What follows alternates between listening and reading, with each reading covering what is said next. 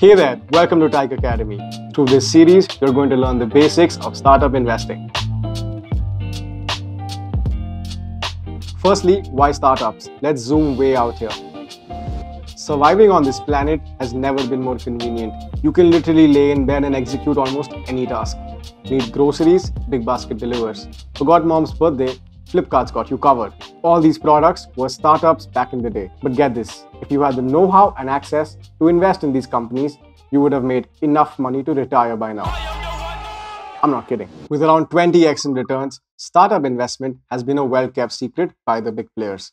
It's a class of investment with high entry barriers reserved only for the ultra-rich. In India, the minimum investment you need to make in one startup is 5 lakh rupees. To own a diversified and well-balanced portfolio, you need to invest roughly 25 lakh rupees. Who has that kind of cash lying around anyway? So we get it. It's a little intimidating, but by the end of this video, we're going to teach you how you can start investing in startups as soon as today. All right, now if you're going to be in the startup investment space, there are a bunch of terms you need to know. Let's start with the basics. Venture capital is quite literally capital invested in a new venture, most commonly startups and small businesses. It's the type of financing that's risky but has long-term growth potential. This financing is normally done by institutions or angel investors. That brings us to angel investors. These are usually HNIs or high net worth individuals who provide financial backing in a startup and company in exchange for ownership equity.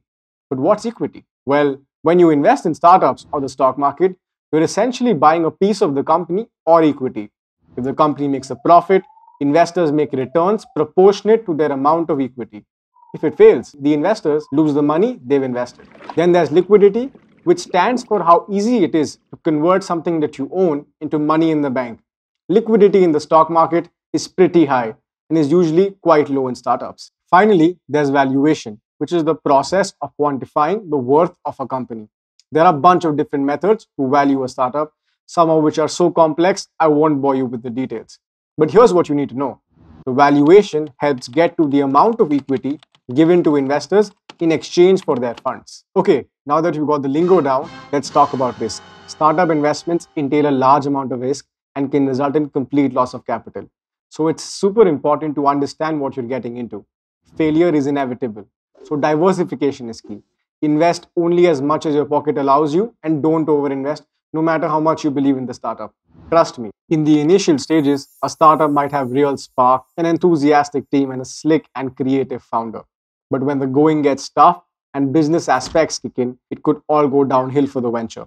This poses a risk to your investment. Just to drive this home, here's a not so fun fact. Nearly 90% of startups fail. So yes, it is risky. Base your decision on the team and their business acumen. Is there a passion to succeed or are they chasing quick money? Do you really think their product provides real and sustained value? Think it through. Reduce your risk by analyzing your startup investment, and remember, it's impossible to predict the final outcome of any startup. With that clear, here are a few more things to keep in mind. Number one, there is no specific timeline to make returns with startup investments. If you're looking for steady returns over specific intervals, this may not be right for you. Number two, startups may need to raise additional capital in the future. When new investors come on board, they may receive newly issued securities. These newly issued securities will dilute the percentage of ownership that you have in the business. Number three, make sure the valuation hasn't been skewed. If the valuation placed before you is not verified or produced by a professional firm, cross-check it yourself to avoid future complications.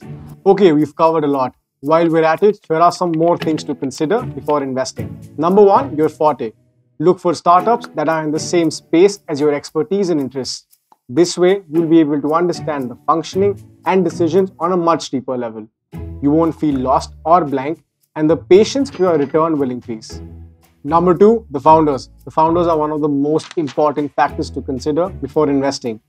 Do they have the skills to execute their big projections and claims?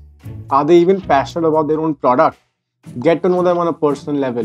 Learn about their experiences and do a deep dive into their references. Number three, the market. What is currently trending that's similar?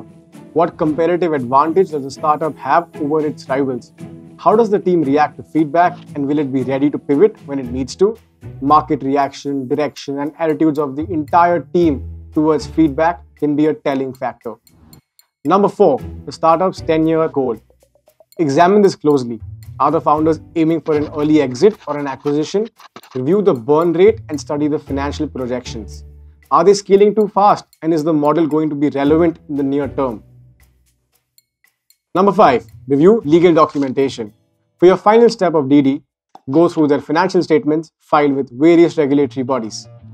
Although our investment and campaign creation team provides ample information about the startup and the market they operate in, we still recommend doing your own research. Once you've made sense of the points mentioned above, you're good to go. It's time for you to click on the invest button. But remember, even after considering all the factors we've covered, it's not going to work until you feel a connection with the startup and the founders. And that's it for this episode. Head over to taikinvest.com to begin your journey with startup investment.